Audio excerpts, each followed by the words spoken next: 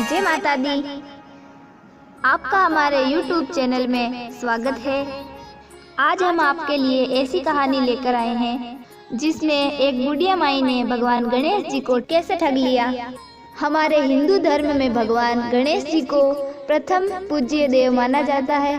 हर शुभ कार्य की शुरुआत करने से पहले भगवान गणेश जी को पहले पूजा जाता है ताकि हर काम बिना किसी विघ्न के पूरा हो सके। कहते हैं कि गणपति जी की अगर सच्चे मन से आराधना की जाए तो वे अपने भक्तों की हर मनोकामना पूर्ण कर देते हैं। कहानी इस प्रकार है।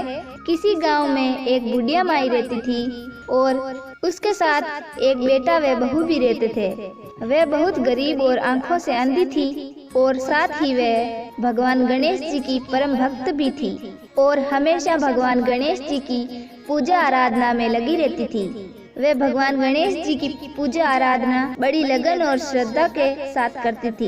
एक बार भगवान गणेश जी ने बुढ़िया माई की भक्ति से प्रसन्न होकर उसके सामने प्रकट हुए और बुढ़िया माई से कहा कि माई, मैं तेरी भक्ति से बहुत प्रसन्न हूँ, इसलिए मैं तुझे एक वरदान देना चाहता हूँ। मांग ले, क्या चाहती है? जो तुझे चाहिए मैं दूंगा, मेरा वचन है। तब बुढ़िया माई सोचने लगी कि क्या मांगूं?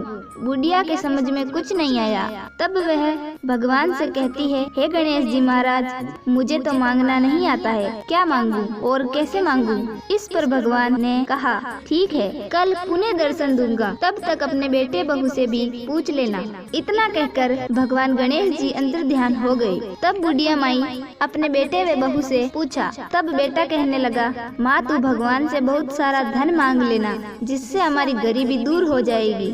तब बहू बोली, नहीं माँ, तुम अपने लिए एक भगवान से पोता मांग लेना, क्योंकि परिवार में कोई वारिस भी होना चाहिए, क्योंकि वंश को आगे बढ़ाने वाला भी तो कोई चाहिए। तब बुढ़िया माई ने सोचा कि ये तो अपने अपने मतलब की बात कर रहे हैं, क्यों ना मैं किसी और से सुझाव लूं। तब बुढ़िया माई अपने एक पड़ोसन के घर गई। पड़ोसन भी एक नेक दिल थी। उसने बुढ़िया माई को समझाया, तुम्हारी सारी जिंदगी दुखों में कटी है, अब जो थोड़ा सा जीवन बचा है वो तो सुख चैन से बिता लो। धन अथवा पोते का क्या करोगी? अगर तुम्हारी आंखें ही नहीं हैं तो ये सब संसारिक वस्तुएं तुम्हारे किस काम की? इसलिए तुम अपने लिए दोनों आंखें मांग लेना। बुढ़िया माई घर लौट आई।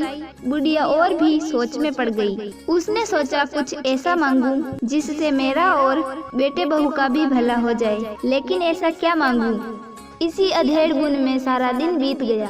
बुढ़िया माई कभी कुछ मांगने का मन बनाती तो कभी कुछ, परंतु कुछ भी निर्धारित नहीं कर सकी। दूसरे दिन भगवान गणेश जी पुनः प्रकट हुए और बोले, आप जो भी मांगेंगी हमारी कृपा से मिल जाएगी, ये हमारा वचन है। गणेश जी का वचन सुनकर बुढ़िया माई बोली, हे गणराज, यदि आप मुझसे प्रसन्न हैं तो कृपया मुझे मन इच्छित वरदान दीजिए। मैं अपने पोते को सोने के पालने में झूलता हुआ देखना चाहती हूँ। बुढ़िया माई की बात सुनकर भगवान गणेश जी ने उसकी सादगी और सरलता देखकर और बोले, हे माई, तुमने तो मुझे ठग लिया। मैंने तो तुम्हें एक वरदान मांगने को कहा था, तुमने तो एक वरदान में ही सब कुछ मांग लिया। तुमने अपने लिए लंबी उम्र और बेटे के लिए धन और बहू के लिए पोता भी मांग लिया। पोता होगा, ढेर सारा धन होगा, तभी तो वे सोने के पालने में सोएगा, और पोते को देखने के लिए तुम जिंदा भी रहोगी और देखने के लिए दोनों आंखें भी होगी, तभी तो देख पाओगी, इसलिए दोनों आंखें भी देनी पड़ेगी। फिर भी वह बोले, जो तुमने मांगा है वह सत्य होगा। यूं कहकर गणेश जी अंतर्ध्यान हो गए। कुछ समय बाद गणेश जी की कृपा से बुढ़िया माई के घर पोता हुआ और बेटा का कारोबार अच्छा चलने लगा तथा बुढ़िया माई की आंखों की रोशनी वापस लौट आई। अब बुढ़िया माई अपने परिवार सहित सुख पूर्वक जीवन व्यतीत करने लगी। इस प्रकार बुढ़िया माई ने भगवान गणेश जी को ठग लिया। हे भगवान गणेश जी, जैसा वरदान बुढ़िया माई को दिया वैसा सबको देना।